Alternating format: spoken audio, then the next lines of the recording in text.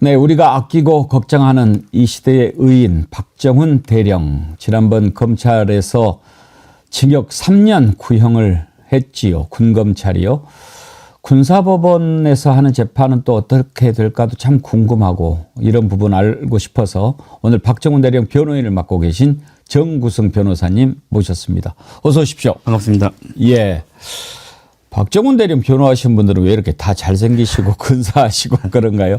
김규현 변호사님도 지금 그대로 하고 계신가요? 예, 맞습니다. 그러면 박정훈 대령님 변호를 몇 분이나 하고 계세요? 이제 김정민 변호사님, 그다음 이덕환 변호사님, 정관영 변호사님, 하주희 변호사님, 그리고 김규현 변호사님, 그리고 제가 해서 6명.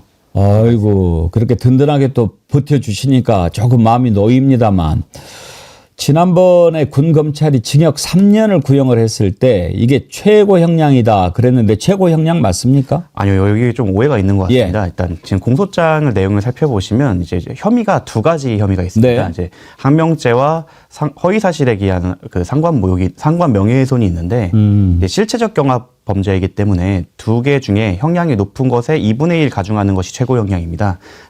항명죄, 이제 평시 항명죄 같은 경우는 3년 이하이고. 예. 그 허위사실에 의한 상관 명예훼손이 5년 이하이기 때문에 상한이 높은 이제 허위사실에 의한 상관 명예훼손의 2분의 1을 가중한 7년 6월이 최고 형량입니다. 그걸 합쳤다면 7년 6월인데 일단 평상시 항명죄는 3년 이하니까 맞습니다. 항명으로만 놓고 보면 징역 3년이 최고형이라서 그런 보도들이 나왔던 모양이군요. 그런 오해가 있은 것 같습니다. 이제 우리가 제일 걱정하는 것은 일반 법원하고 달리 군사법원에서 하는 재판이라서 과연 이게 어느 정도나 제대로 진행이 될까 이게 걱정인데 군사재판도 3심제입니까? 예, 3심제지만 이제 제도가 바뀌어서 이제 항소심부터는 일반 민간법원인 서울고등법원에서 관할이 있습니다. 예. 그래서 만약에 군사법원에서 뭐 저희가 예상치 않은 결과가 나온다고 하더라도 민간법원에서 새롭게 시작할 수 있는 기회가 한 번 남아있긴 합니다. 군사법원 같은 경우에는 구성이 어떻게 되어 있습니까? 이제 군판사분들께서 이제 합의부기 때문에 세 분께서 계시는 걸로 알고 있고, 세 분이 일반 형사법정과 동일하게 좌배석, 우배석 주심 판사님이 계신데, 이런 합의부가 이제 지금 제가 알기로 남아있는 게 본 재판부 말고는 없는 걸로 알고 있습니다. 제가 군사법원을 폄훼할 생각은 없습니다만, 우리가 이제 경험을 해보면 군사법원은 일반 민간인 법원과는 달리 군의 어떤 지휘계통에서 좀 자유롭지 못한 측면이 있지 않습니까? 그래서 과연 제대로 판결할 수 있을까 걱정이 됩니다, 사실. 과거에는 이제 법조인 자격이 없는 분들이 했던 시절도 있다고 하는데 이제는 다 그런 부분은 바뀌어서 법조인 자격이 있는 분들이 군판사를 하고 계시긴 합니다. 뭐 저도 이제 군복무를 저는 공익법무관으로 했지만 다른 이제 동기나 이런 친구들이 군법무관을 하면서 그런 계급 체계에 의해서 어쩔 수 없이 영향을 받기 때문에 어느 정도 이제 좀 뭐 정장을 입는다던가 군복을 입지 않는 등 이런 배려가 있긴 하지만 과거보다 나아졌다고는 하지만 그래도 어느 정도 영향이 있을 거라고는 생각을 합니다. 하지만 저희가 재판을 이번에 진행하면서 느낀 점을 보면은 재판부에서 저희 변호인단이 놓쳤던 부분이나 아니면은 중요한 포인트에 대해서 추가적인 질문을 하시면서 확인을 하시는 과정이 꽤 많이 있었습니다. 특히 주심 재판장님께서는 굉장히 날카롭게 특히 명령이 있었는지 여부에 대해서 파고드시거나 이런 부분이 있으셔갖고 사실 그런 태도 때문에 저희는 약간 공정하게 재판을 해주시지 않을까라는 기대를 갖고 있습니다. 이번에 이재명 대표 같은 경우에는 검찰이 비록 최고 형량을 구형했지만 무죄를 선고했습니다. 과연 군사법원에서도 그렇게 용기 있는 재판이 나올 수 있을까? 어떻게 기대하십니까? 일단 구형부터 좀 말씀을 드리자면 사실 저는 개인적으로 일반 검찰에서 하듯이 특수부 검사들이 하듯이 최고 형량에 가까운 5년이나 7년 이렇게 좀 소위 말하는 뻥구형을 할 줄 알고 좀 걱정을 많이 했는데 3년을 구형한 걸 보고 이제 군검사 쪽에서도 크게 자신은 없구나. 본인들도 이제 재판 과정에서 너무 많은 망신을 당했기 때문에 그래서 자신이 없구나라는 생각을 했고 이제 판사님의 경우에는 저는 뭐 결과가 좋을 거라고 예상하는 편입니다. 왜냐하면 아까 말씀드렸듯이 재판 과정에서도 좋은 애티튜드를 보여주셨을 뿐만 아니라 저희가 진행하는 과정에서 기록을 읽어보면서도 여기에 대해서 유죄 쓰기가 참 어렵겠다라는 생각을 많이 했기 때문에 큰 걱정은 하지 않고 있습니다. 그렇군요. 그런데 지금 뭐 하는 거 보면은 워낙 믿을 수 없는 구석이 많아가지고 일단 모든 재판은 증거로 다퉈야 되지 않습니까? 그러려면 박정훈 대령이 아무리 우리가 정직하고 무죄라는 것을 우리는 믿지만 뭔가 관련된 조사들을 해가지고 이게 부당한 적이었고 이런 것들을 밝혀내야 그걸 무죄라고 딱 선고를 할 수 있을 텐데 지금 제대로 조사 한 번도 하지 않고 외압이 있었는지 없었는지도 밝히지도 못한 채 재판을 한다고 그러면 과연 그 재판을 공정한 재판이라고 우리가 믿을 수 있겠습니까? 그 부분이 정말 제일 아쉽습니다. 저희는 끝까지 이제 공수처에 너네가 확보한 자료라도 보내주면 저희가 그걸 조금 분석을 해서 외압이 있었거나 이게 부당한 명령이다라는 점에 대해서는 충분히 더 입증할 수 있는 기회를 달라라고 요청을 했는데 공수처에서 아무래도 좀 미온적으로 나오다 보니 군사법원에서 수차례 이제 문서정보 촉탁을 했음에도 불구하고 안 돼서 그 부분은 아쉽습니다만 이미 증거 기록만 보더라도 이제 저희가 쟁점이 여러 가지가 있는데 첫 번째가 일단 명령 자체가 없었다라는 주장을 저희는 하고 있습니다. 네. 놀랍게도 김계환 사령관이 그 명령을 발령할 수 있는 주체인데 그 김계환 사령관이 명령을 했다는 증거가 김계환 사령관의 진술 말고는 없습니다. 그것도 실제로는 초기 그러니까 가장 기억이 생생한 초기 수사 때의 진술에서는 이제 그것도 확실하게 말 못하고 있고요. 이제 모든 게 마사지가 된 나중에 재판이나 그 청문회에 와서는 명확하게 얘기하지만 지금도 언제 어디서 어떻게 명령을 발령했는지에 대해서 자신이 못 밝히고 있습니다. 김기환 사령관은 자신이 명령을 했다고 증언합니까? 네, 세 차례 이상 했다고 주장을 하는데 사실 이것도 상식적으로 말이 안 되는 게 사령관이 부하한테 명령을 했는데 말을 세 차례 이상 안 들었는데 그거를 그냥 가만히 보면서 그렇구나 하는 것도 사실 해병대나 군 분위기를 생각했을 땐 말이 안 되지 않습니까? 그거 자체가 저희는 이제 반증으로서 이게 명령이 있었던 게 아니라 계속 같이 고민을 했다. 그리고 실제로 그 고민한 그 흔적이 증거 곳곳에 배치가 되어 있습니다. 예를 들어서 박진희 군사보좌관과의 텔레그램을 보면 고민 중입니다. 그렇게는 안 될 것 같습니다. 위험합니다. 라는 식으로 계속 보수적인 그 국방부 장관이 명령이 있는 걸 저희가 이미 명백하니까 그걸 받고 김계환 사령관이 이제 박정훈 대령님께 명령을 했는지의 여부에 대해서는 계속 고민하는 내용만 나옵니다.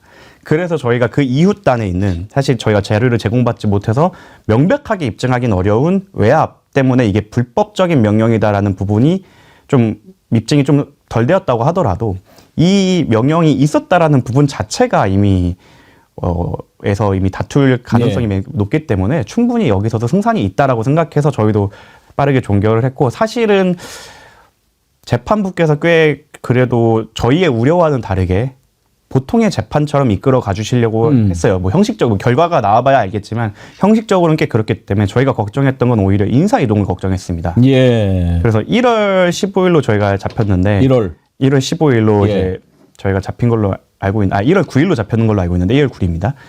그때까지 혹시 부당한 외압이 있어서 법원에 이제 재판부를 바꾼다? 예, 그런 재판부를 바꾸면 그 심리를 그동안 해왔던 내용들을 어떻게 하자는 겁니까? 그러니까 변론 제기를 다시 해서 열고 이래야 되는데 뭐 지금 저희가 알아본 바로는 그 군판사님의 임기가 그 인사이동이 2월 달이어서 예. 문제는 문제는 없다고 하는데 요즘에 제가 이 사건을 하면서 놀랐던 점은 뭐 상식에 맞지 않거나 저희가 배워왔던 거와 다른 수많은 상식 밖의 일들이 벌어지기 때문에 이번에 뭐 개각을 한다고 해서 뭐 국방부 장관 바뀐 지 얼마 안 되는 분이 바뀐다는 얘기도 있고 뭐 여러 가지 얘기가 있다 보니까 저희 변호인단에서 사실 제일 걱정하는 거는 재판부를 갑자기 틀어서 변경을 해버려서 시간을 끌거나 아니면 그분이 뭐 형식적인 변론 제기만 한 다음에 납득할 수 없는 판결을 내리시는 거를 오히려 걱정하고 있습니다.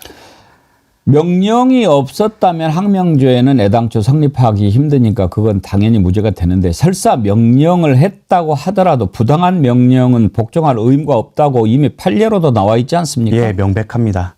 그리고 그거에 대한 증거도 사실 공수처가 갖고 있는 수많은 증거에 비해는 좀 모자라긴 하지만 아까 말씀드린 박진희 군사보좌관과 김계환 사령관의 텔레그램을 통해서 확인이 됩니다. 그 부당한 명령의 구체적인 내용이요. 그 지휘 책임자에 대해서는 징계로 그 현장 책임자에 대해서만 입건하는 걸 검토해 주십시오. 이런 텔레그램 내용이 있습니다. 사실 이게 외압이라는 걸 하는 사람들이 명시적으로 이렇게 해라고 하는 거는 사실 흔치 않지 않습니까? 보통 뭐 이런 식이 어떨까요? 아니면 조금 순화된 표현으로 돌려 얘기하기 마련인데 그 텔레그램이 떡하니 남아 있기 때문에 이 외압의 실체는 지휘 책임자인 임사단장과 그 뭐 여단장까지도 모르겠죠. 그 두 분에 대해서는 형사처벌로 가지 말고 징계로 해달라는 명시적 요구가 있었구나 라는 것이 이미 저희 증거 기록을 통해서도 확인이 되기 때문에 물론 그 출처가 대통령실인지 여부에 대해서는 저희 재판에서는 이제 전화 통화가 오고 갔고 그 순차적인 통화를 통해서 이런 텔레그램이 왔다라는 저희는 입증을 했을 뿐이지만 뭐 공수처가 있었다면 그 내용이 무엇인지 그런 걸 더 확실하게 입증이 가능했겠지만 그렇지 않다고 하더라도 군사보좌관을 통해서 그러한 외압이 있었다는 사실은 이미 입증된 사실입니다.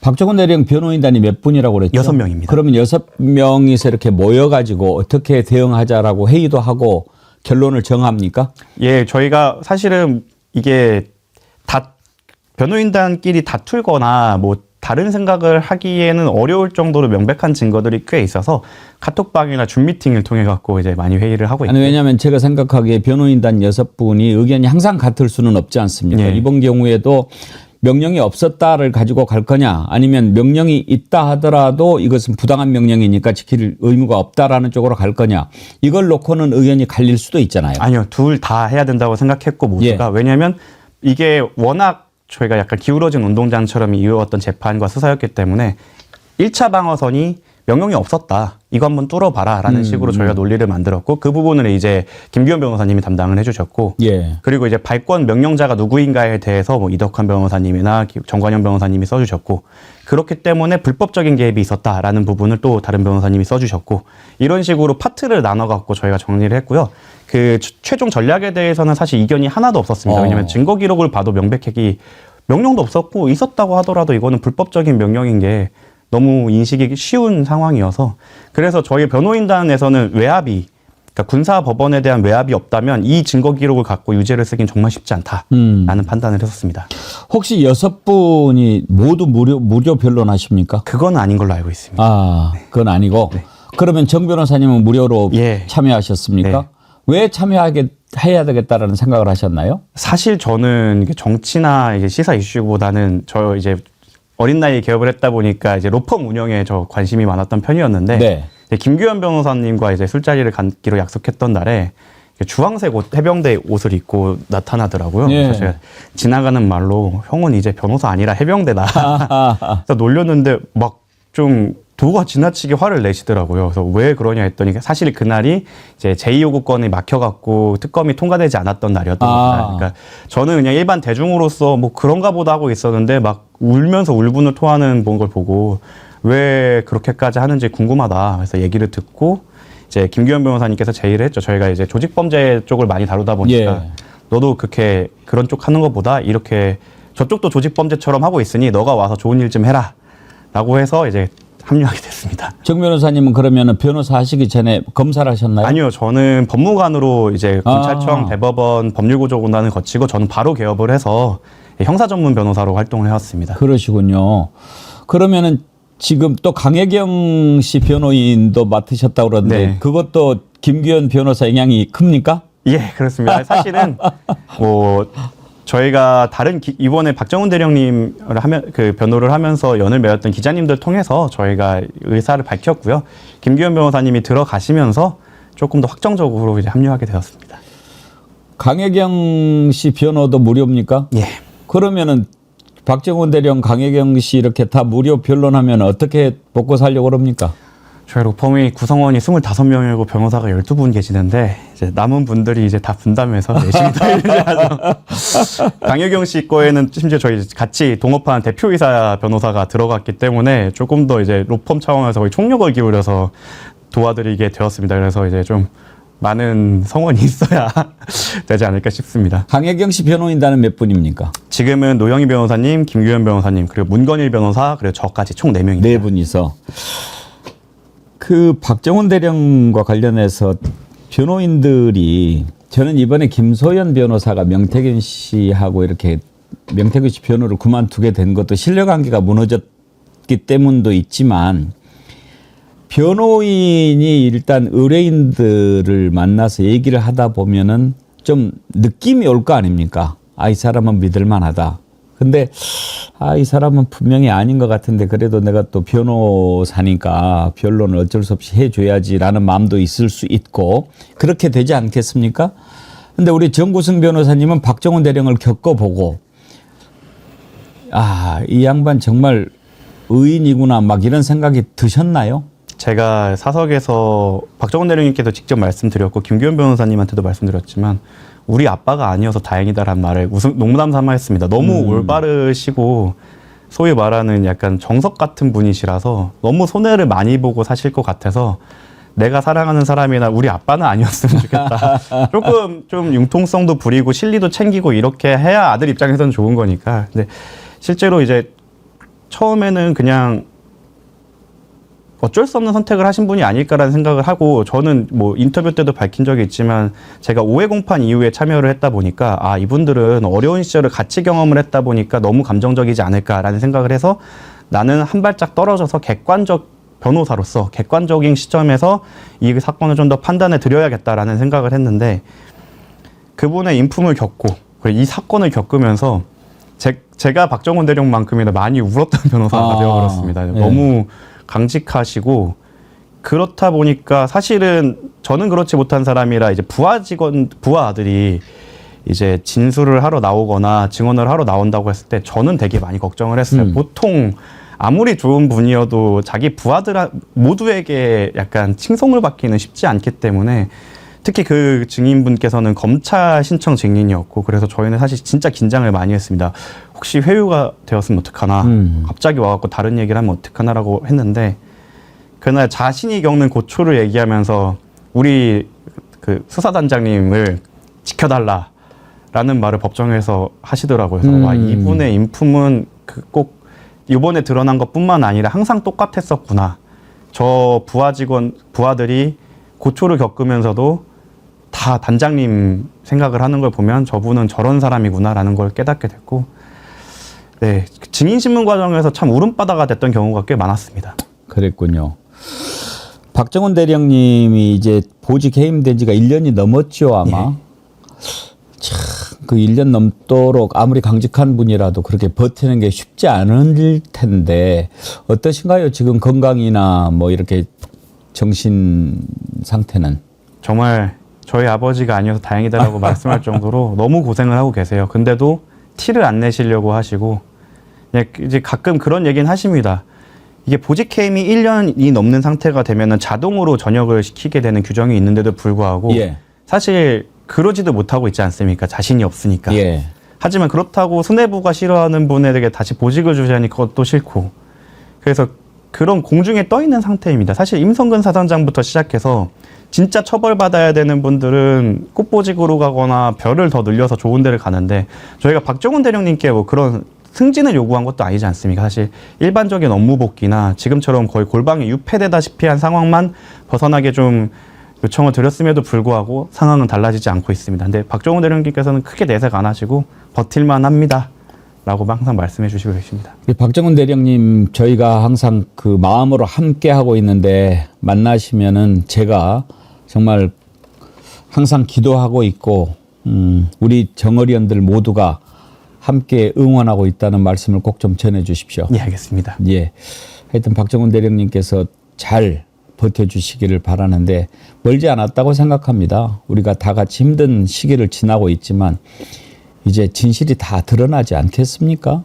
혹시 지난번 그 구형 공판 끝나고 났을 때 박정훈 대령님의 반응은 어떠셨나요? 실망을 많이 하셨나요? 아니면 예상했다는 반응이었습니까? 예, 예상했다는 반응이었고 이제 걱정을 좀 많이 하셨던 게 본인에 대한 걱정이라기보다는 박정훈의 사건이 더 이상 박정훈 사건만이 아니게 되었다라는 말씀을 하시는 예. 경우가 많았어요. 그래서 저는 군만 생각했는데 이제 요즘에 김규현 변호사나 박정훈 대령님이랑 소통을 하면서 느낀 건 이게 하나의 공직사회에 대한 이정표가 될 수 있다.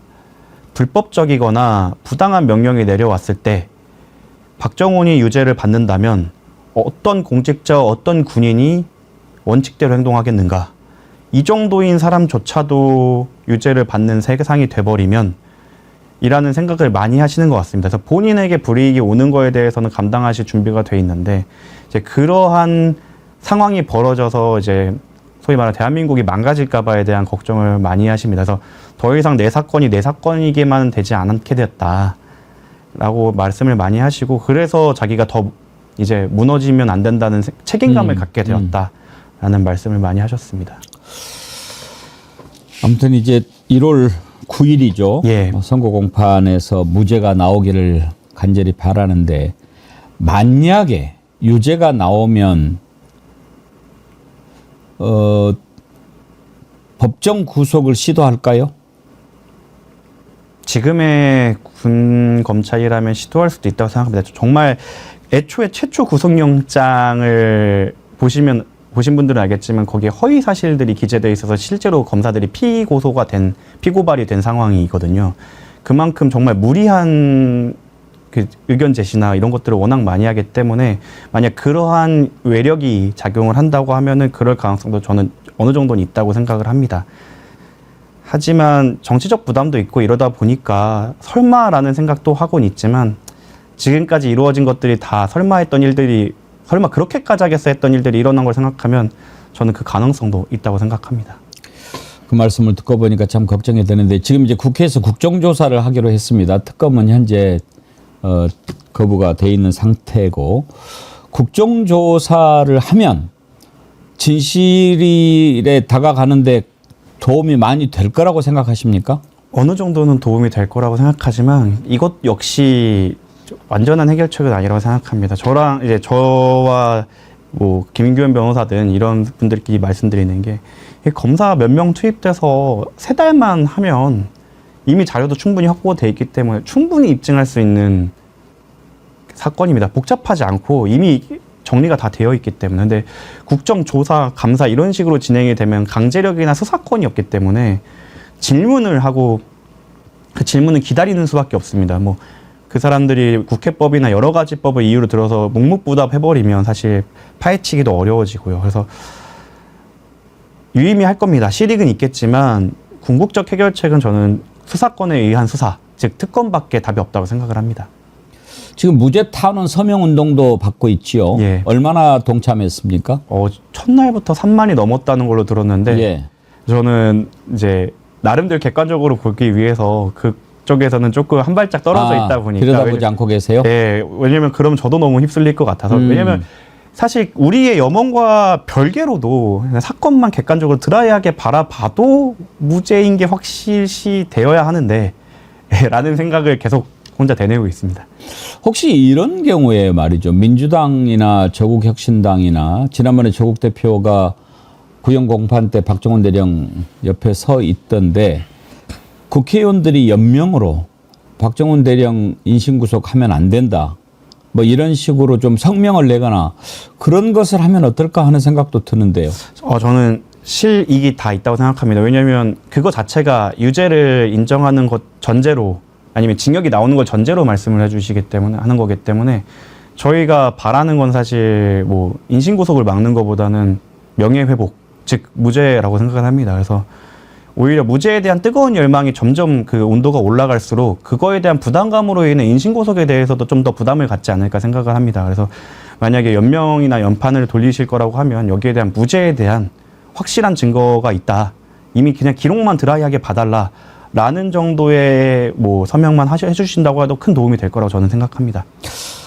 이쁜이 마음님께서 혹시 변호인단을 도울 수 있는 계좌는 없나요? 이렇게 물어보셨는데. 예, 아직 저희는 따로 그렇게 그러고요. 예. 그 정도는 아니시고요. 김규현 변호사님에게 도와주시면 왜냐면 저희 같은 경우에야 저는 로펌 대표고 다른 사건들도 수백 건을 돌리고 있기 때문에 저희는 문제가 없는데 김규현 변호사님은 이제 공익 제보자가 돼버리시는 바람에 네, 여러모로 좀 곤란을 많이 겪고 계신 걸로 알고 있습니다. 그래서 그쪽을 도와주신다면 아마 더 열심히 활동하실 수 있지 않을까 생각합니다. 김기영 변호사님은 지난번에 인터뷰할 때 보니까 형편이 어렵다고 얘기들 하시더라고요. 오늘 참 그 정구승 변호사님 나오니까 우리 애청자님들께서 힘을 많이 주십니다.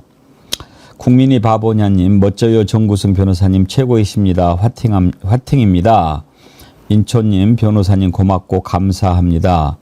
이향님 멋지시다. 정의로운 정승구 변호사님 꼭 승리하시길 바랍니다. 아이다로님 이런 분들을 보면 정의는 죽지 않고 살아있고 오래 걸려도 정의와 진실은 반드시 승리한다는 진리를 깨닫게 됩니다. 가을님 대한민국은 이런 변호사들이 계셔서 그나마 살만합니다. 가을 오니 시원하다님 변호사님 맞는 말 내 부모라면 참 답답하죠. 너무 강직해서 부러질까 봐 그런 글 주셨네요. 아무튼 박정훈 대령 이제 그 선고 공판까지 또 힘든 시기를 거쳐가는데 좋은 결과가 있기를 바라고 강혜경 씨 변호를 맡게 되셨다고 그래서요. 예. 그것도 이제 김규현 변호사님 꼬임에 넘어간 것 같은데. 네, 맞습니다. 어떠세요? 강혜경 씨는 저는 그 부분이 좀 궁금해요. 어찌됐든,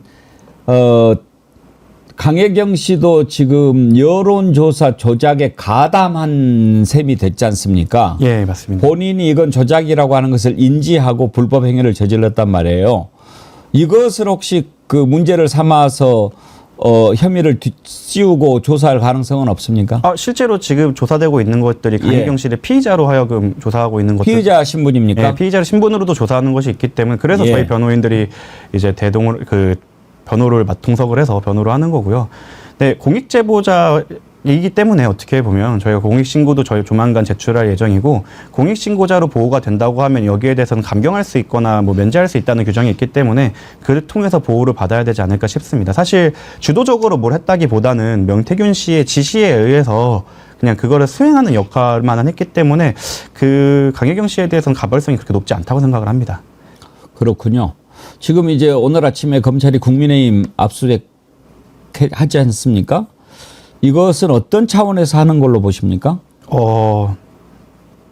안 하고는 못 베길 정도의 구체적 진술과 객관적 자료가 꽤 많다고 생각을 합니다. 예. 오히려 늦었다고 생각을 하고 오히려 저희 변호인단은 이제 대통령 부부 내외분께서 이번 핸드폰을 바꾸셨다고 들었습니다. 예.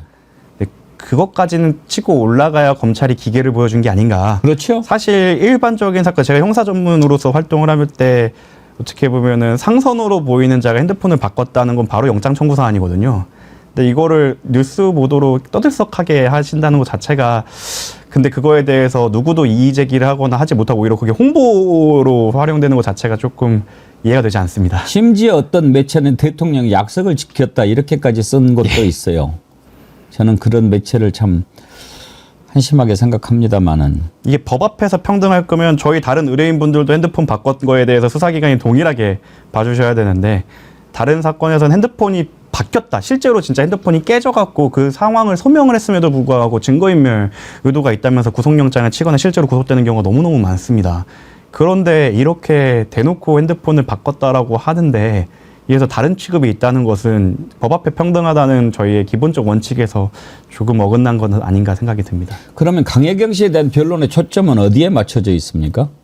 일단은 사실관계를 정확하게 밝히는 것으로 저희는 맞추고 있는 걸로 알고 있고 저희가 지금 강혜경 씨가 이미 제출한 증거가 엄청 많고 거기에 대해서는 이게 전원이 아니라 자료로 알고 있습니다. 뭐 회계 자료든 아니면 데이터든 이런 것들이 워낙 많기 때문에 지금 어제 조사 같은 경우에 저희가 이제 실시간이나 끝나고 보고를 받았을 때는 이제 여론 조작이 구체적이 어떻게 이루어졌는지 이런 것들 그 데이터를 어떻게 만지 왜냐하면 검사님께서 여론 조작 전문가는 아니기 때문에 그런 부분에 대해서 조금 더 설명을 해드리고 이제 관계인들과 어떤 관계였는지 이런 것들에 대해서 설명하는 과정을 거쳤던 걸로 알고 있습니다. 약간 개인적인 질문이라서 좀 어떨지 모르겠습니다만은 강혜경 씨하고 명태균 씨가 이렇게 같이 일을 하다가 서로 지금은 갈라선 계기가 뭐였는가도 참 궁금하거든요. 결과적으로는 제가 생각했을 때는 모든 거를 강혜경 씨에게 뒤집어 씌우려다가 실패한 게 아닌가 싶습니다. 강혜경 씨 같은 경우는 워낙 꼼꼼한 성격이라 그리고 거짓말을 안 하고 두루 동글동글해서 그런지 녹음과 자료 등이 다수 확보되어 있는 상황이었고 그리고 본인은 계속해서 거짓말을 해온 적이 없기 때문에 진술이 일관성이 있고 하다 보니까 이제 명태균 씨의 주장보다는 강혜경 씨의 주장에 힘이 실리고 있는 상황이라고 생각을 하게 되고 있습니다. 김소연 변호사하고 명태균 씨는 왜 갈라선 것 같습니까? 제가 뭐 두 분의 관계에 대해서 말씀드리긴 어렵지만 가끔 변호인 중에 의뢰인의 이익을 정면으로 바라보기보다는 다른 이익을 바라볼 수도 있다고 생각합니다. 꼭 그분이 그렇다고는 건 아니겠지만 그런 경우가 아닐까 하는 추측 정도만 하겠습니다. 저는 사실은 개인적인 호기심에서 여쭤보는 건 아니고 명태균 씨가 사람과의 관계에서 기본적으로 신뢰를 주지 못하는 그런 사람이 아닌가 하는 생각이 드는 거예요. 저는 오히려 반대로 생각합니다. 그런 스타일이 오히려 신뢰를 좀 잘 얻는 스타일이 워낙 달변이시고 예. 신뢰를 잘 얻는 스타일이기 때문에 지금 문제되는 그 유수의 정치인들이나 유력자들과 소통을 하지 않았을까 생각을 하고 오히려 신뢰를 못 준 분은 다른 분이 아닌가, 네, 변호인 쪽이 아닌가 생각을 하고 있습니다. 그래요. 혹시 강혜경 씨 변호인으로 그 자격으로 명태균 씨 접견 같은 것도 가능합니까? 아니요, 불가능합니다. 아, 물론 일반 접견을 할 수는 있겠지만 예. 굉장히 부적절하고 왜냐하면 이제 그냥 이거를 이 사건을 떼어서 봤을 때는 공범으로 보이거나 아니면은 다른 피의자 피고인에 대한 접견인데 진술 조작이나 진술 오염의 우려로 비춰질 수 있기 때문에 저희가 그거는 조금 교도관 입회하에도 안 되는군요. 왜냐하면 사실관계를 좀 정확하게 가리기 위해서 접견해서 물어보고 그럴 수도 있지 않을까 싶은데. 그건 검찰의 역할이고 저희는 객관적 자료가 있기 때문에 예. 예, 녹음과 사실 데이터가 와 장부가 있어서 그 수많은 거짓말을 하는 명태균 씨를 직접 만나갖고 저희가 사실관계를 확인할 필요가 있는가 또 그런 오해를 받아가면서까지 할 필요가 있는가라는 생각은 하고 있습니다. 그러면 지금 강혜경 씨한테 적용되는 피의자 신분이라고 한다면 뭐 혐의가 뭡니까? 여론조사 조작? 위계에 일단 의한 지금 업무 당장은 저희가 알기로는 사기와 정치자금법 위반에 관해서 저희가 조사받고 있는 걸로 알고 있는데 예.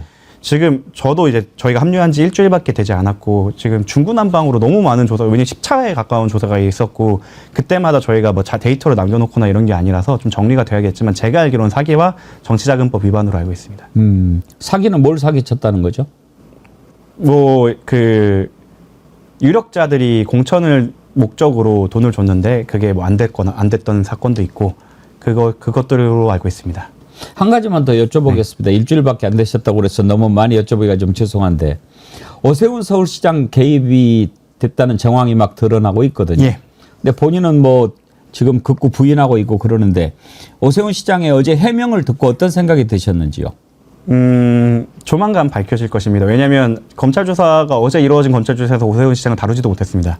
아마 다음 조사 때 구체적으로 데이터와 함께 진술 녹음에 대한 경위를 강혜경 씨가 직접 말씀드릴 것 같고 그렇게 된다고 하면 아마 뭐 좀 곤란한 상황에 처하시지 않을까 생각하고 있습니다. 예.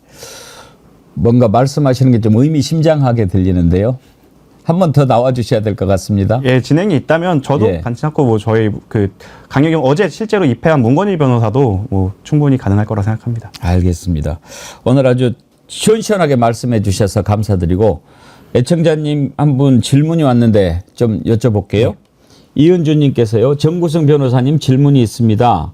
박정훈 대령님의 혐의는 입증하기 어렵거나 없다고 알고 있는데 그렇다면 일반인인 제가 생각하기에도 무죄여야 마땅하고 그보다 앞서 재판 무효나 공소 기각이 정상 아닌가요? 군 검찰은 대체 무슨 명목으로 항명죄 최고형인 3년을 구형한 것인지 납득이 되지 않습니다. 그러셨는데 정확한 지적을 하나 하셨고 저희가 그래서 저희 변론 전략 그 요지 중에 하나가 공소권 남용입니다. 이거는 검사 수준에서 커트를 했어야 된다. 이 정도로 명백한 증거가 있음에도 불구하고 뭐 구속영장 때처럼 허위의 사실을 기재하거나 이런 방식으로 기소까지 갖고 온 것 자체가 검찰이 가진 권한을 남용했다. 공소권을 남용해서 기소된 거기 때문에 이거 자체는 유무죄 판단 가기 전에 일단 공소권 남용으로 공소기각을 해달라는 게 1차 주장입니다. 그 다음이 명령이 없다. 명령이 있었어도 불법적인 명령이기 때문에 이게 그 항명죄의 대상이 되는 명령이 아니다. 라는 주장을 저희가 했기 때문에 그 시청자분께서 정확하게 맞추셨습니다. 저희 공소권 남용 주장도 하고 있고 해야 된다고 생각합니다. 그러시군요. 예, 알겠습니다. 끝으로 정말 이거는 좀 너무 나간 질문입니다만 지금 어떻게 보면 이번 최상병 사망 사건 수사 외압 의혹의 핵심 그 정점에는 대통령이 있지 않습니까? 대통령에 대한 조사를 하지 않고 재판이 진행되는 것 자체가 저는 나중에 이게 다 도라미 탑으로 돌아갈 가능성이 크다고 보거든요. 그런데 경로했다라고 하는 것까지 나오고 800에 7070까지 나오는 상황인데도 아무런 것이 드러나지 않고 조사조차도 하지 않고 재판을 진행하지 않습니까? 만약에 이런 상황에서 재판이 진행돼서 판결이 내려졌다 하더라도 나중에 어떤 그 계기가 돼서 조사를 하면 이런 재판 결과를 다 뒤집을 수도 있습니까? 재심 얘기하시는 것 같은데 신규성, 그러니까 증거의 신규성 이런 부분이 있어서 검토를 좀 해봐야 되겠지만 저는 쉽지 않을 거라고 생각을 합니다. 여러모로. 근데 사실 저희가 주장하는 가장 메인 쟁점이 뭐냐면 피의 사실에 대해서는 원래 검찰이 합리적 의심을 배제할 만큼 입증을 하지 않으면 무죄여야 됩니다. 예. 이 사람이 살인을 저질렀건 뭘 했건 아무리 그래 보인다고 하더라도 다른 시나리오가 충분히 설득력이 있거나 그럴 수도 있겠다라는 정도만 입증이 돼도 반대로 그런 정도만 돼도 무죄가 나와야 되는 사건인데 사실 이 사건의 같은 경우는 저희는 의혹 제기나 실질적으로 그걸 뒷받침하는 통화 기록을 확보하고 대통령실이 심지어 인정하기도 했습니다. 2번 개입했다. 이런 게 있으면 사실은 원칙적으로는 검찰이 이게 부당한 명령이 아니라는 것을 적극적으로 입증을 해서 합리적 의심을 배제해야 되거든요. 원칙대로라면 그걸 지금 군검찰이 안 했기 때문에 무죄가 나오는 건 증거 불충분으로 무죄가 나오는 건 당연한 겁니다. 그렇기 때문에 저희가 매번 변호인단이 말했던 게 입장이 바뀌었다. 왜 우리가 사실조회 신청을 해서 입증을 하려고 하냐. 사실 저희는 의혹 제기만 해도 시나리오가 말이 된다고 하면 무죄가 나와야 되는 거기 때문에 저희는 그래도 되는 건데 저희가 불안해서 오히려 사실조회를 신청하고 입증을 하고 이렇기 때문에 부당한 명령을 저희가 입증을 해가지 않습니까? 원래는 그게 검찰의 역할이고 검찰의 그 역할을 하지 않았기 때문에 원칙적으로는 저희가 변호를 안 했어도 무죄가 나와야 됩니다. 근데 그런 상황이기 때문에 네. 무죄를 확신하고 있고 예. 나와야 된다고 생각을 하고 있고 차후에 항소심에 가서는 만약에 정말로 외압이든 납득할 수 없는 걸로 나왔을 때는 저희가 항소심에서는 그런 부분을 대해서 좀 더 적극적으로 다퉈서 공수처의 자료를 보지 않는다면 이 재판을 진행할 수 없다라는 식으로 좀 더 강경하게 나갈 계획입니다. 알겠습니다. 오늘 이렇게 또 확신에 찬 답변을 해주시니까 저도 좀 희망이 생기는 것 같습니다. 오늘 말씀 감사합니다. 네. 예, 고맙습니다. 감사합니다. 예, 박정원 대령 변호인을 맡고 계신 정구승 변호사님 만나봤습니다.